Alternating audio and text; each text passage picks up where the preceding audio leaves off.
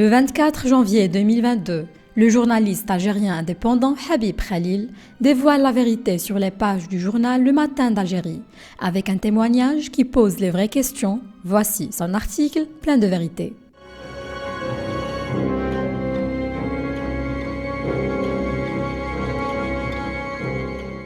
Les réactions ahurissantes, parfois grotesques, de beaucoup d'Algériens au lendemain de l'élimination de l'équipe nationale de la Coupe d'Afrique des Nations montrent le degré de décomposition avancé du pays. Pour expliquer l'échec, les télévisions abrutissantes qui pullulent sous l'ombre de l'Algérie nouvelle diffusaient des reportages où l'on montrait partout au pays, dans l'Algérie profonde comme sur sa croûte, des gens consternés et furieux, criant au complot. Aucun doute, le pays est visé. La main étrangère a encore frappé.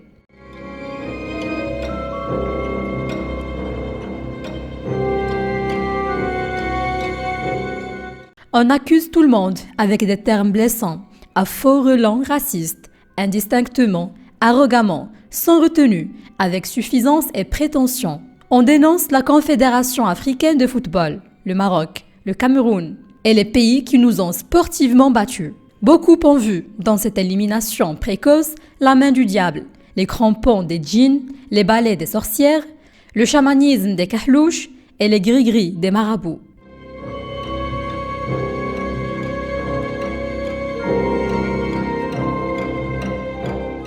Les morts et les vivants, le monde visible et invisible, l'Afrique et l'Europe, tout se serait ligué contre nous. Contre le plus grand pays d'Afrique, la Mecque des causes justes, l'avatar de la Palestine, le bras armé d'Allah sur cette terre. Dans chaque Algérien se cacherait-il un Tebboune qui s'ignore? Dans chaque supporter, un Chingriha ou un calife en devenir? Le pouvoir et le peuple fanatisés parlent-ils enfin d'une même voix complotiste? Marionnettes et ventriloques en totale fusion.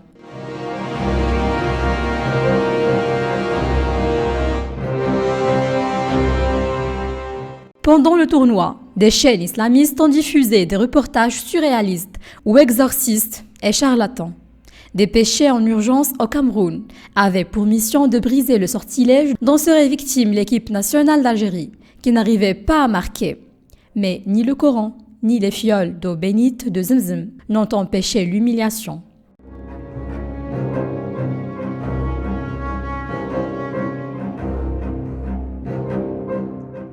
Les crises collectives hallucinogènes et schizophréniques se mêlèrent à la déception de l'élimination. C'en est trop. Les Fennecs et le Saint-Coran défient le pays et ses croyances tremblent. Un journaliste sportif, pour montrer son attachement envers l'équipe nationale, a jugé bon, en direct, de déclarer dans une incroyable digression sa disponibilité à aller faire le djihad en Palestine. Quel rapport, me diriez-vous? Aucun. Juste une preuve d'amour. Comment en est-on arrivé là?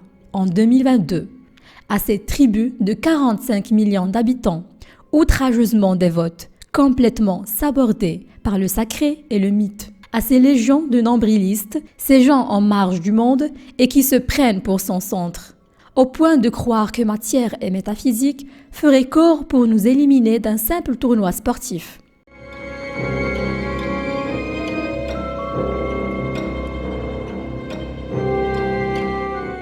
Dans le pays où l'échappatoire principal est le foot, la défaite est synonyme de retour à la réalité et au quotidien désenchanté. Ce que ne veut surtout pas le régime au pouvoir.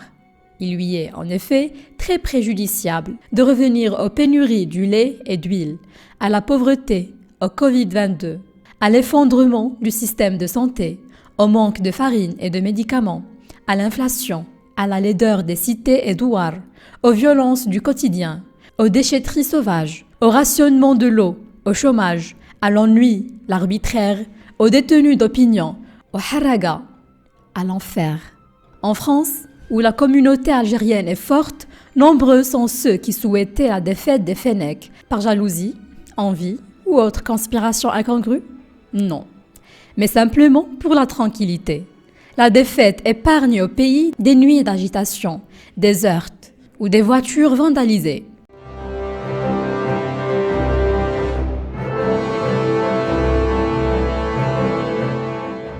L'image que renvoie l'Algérien à l'étranger est peu reluisante. Imaginons l'inverse. Imaginons qu'une forte communauté étrangère d'Algérie, marocaine par exemple, fête violemment les victoires de son équipe nationale. Quelle serait la réaction des Algériens? Que ferait-il? Il est plus qu'évident que cela ne serait pas toléré, violemment réprimé et dégénérerait probablement en affrontement ethnique.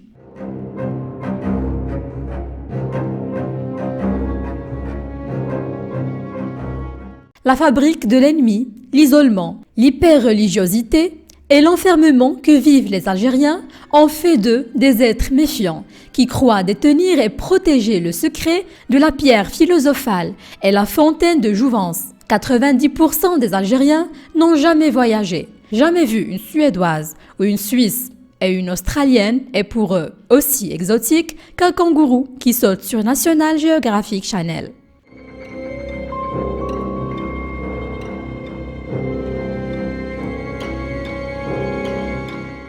L'Algérie de 2022 s'enfonce chaque jour un peu plus dans son Moyen-Âge. L'islamisme la ronge et lui fait racler du franc, 5 fois par jour, le fond du tapis de prière sur lequel on l'a assise depuis l'indépendance.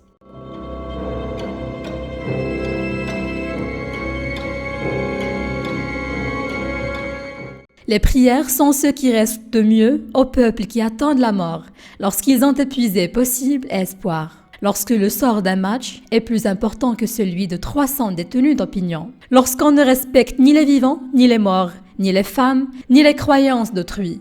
Pour un pays si jeune, cela s'apparente à un infanticide. L'espoir est-il encore permis? Non. À moins d'un improbable miracle, car ce n'est pas l'espoir qui sauve, mais les actes qui le rendent possible.